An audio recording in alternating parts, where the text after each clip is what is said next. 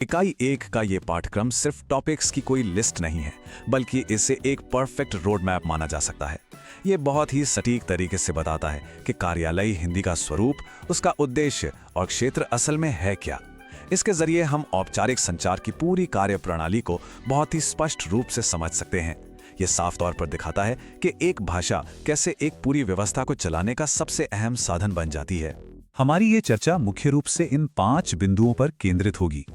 कार्यालयी हिंदी की संकल्पना, इसके उद्देश्य एवं क्षेत्र, सामान्य हिंदी के साथ इसकी तुलना, इसकी भविष्य की संभावनाएं और आखिर में कार्यालयी कार्यकलाप की सामान्य जानकारी। तो शुरुआत करते हैं पहले खंड से, कार्यालयी हिंदी की संकल्पना। देखिए, कार्यालयी हिंदी हमारी और आपकी आम बोलचाल वाली भाषा बिल्कुल नहीं है। परिभाषा भी यही स्पष्ट करती है कि एक बहुत ही स्पेसिफिक और स्ट्रक्चर्ड रूप है, जिसका इस्तेमाल खास तौर पर प्रशासनिक, कानूनी और औपचारिक सरकारी संचार के लिए किया जाता है। सोचिए, जब सरकार कोई राजपत्र या परिपत्र जारी करती है तो वहां भावनाओं के लिए कोई जगह नहीं होती है ना। वहां सिर्फ नियम, तथ्य और एकदम सटीक बातों की जरूरत होती है।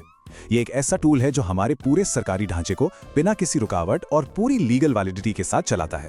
अब आते हैं दूसरे खंड पर, उद्देश्य एवं क्षेत्र।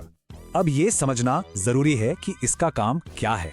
इसका सबसे बड़ा उद्देश्य है प्रशासनिक कार्यों में 100% स्पष्टता, वस्तुनिष्ठता और एकरूपता लाना।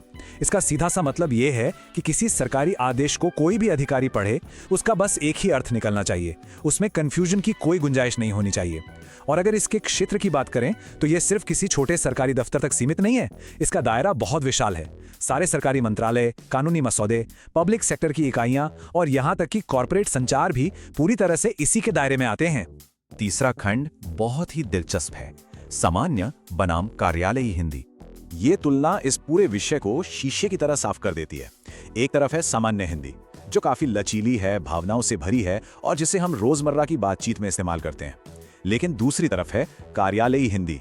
ये बिल्कुल कठोर, एकदम वस्तुनिष्ठ और मानकीकृत है। इसमें किसी भी तरह के व्यक्तिगत पूर्वाग्रह यानी पर्सनल बायस की कोई जगह नहीं होती। उदाहरण के लिए, किसी के ट्रांसफर लेटर में कोई कविता या मुहावरा नहीं लिखा जाता। वहां सिर्फ तथ्यों और नियमों की बात होती है। यह अंतर रोजमर्रा की बोली और आधिकारिक संचार की सख्त संरचना को बेहतरीन तरीके से समझाता है।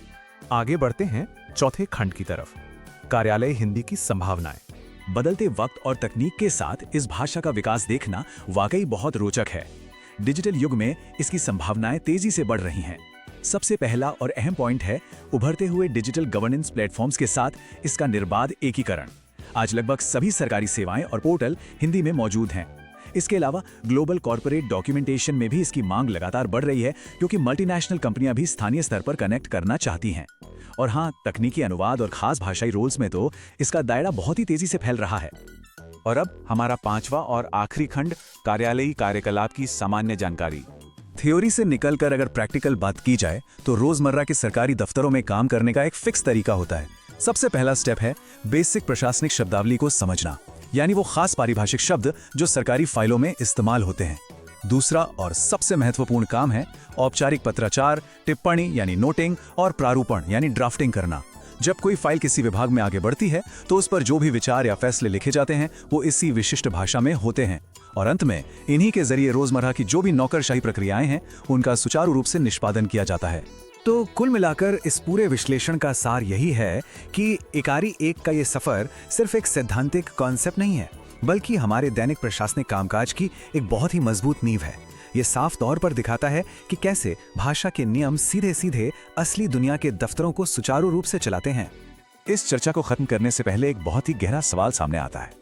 जैसे जैसे डिजिटल प्लेटफॉर्म सरकारों के काम करने के तरीके को पूरी तरह से बदल रहे हैं, वैसे वैसे कार्यालयी हिंदी का ये दायरा और इसकी संभावनाएं आगे कैसे इवॉल्व होंगी? क्या भविष्य में ये भाषा और भी ज्यादा ऑटोमेटेड और सटीक हो जाएगी? खैर, ये एक ऐसा विषय है जिस पर जरूर विचार किया जाना चाहिए। इस विश्लेषणात्मक सफर में साथ जुड़ने के लिए बहुत बहुत धन्यवाद।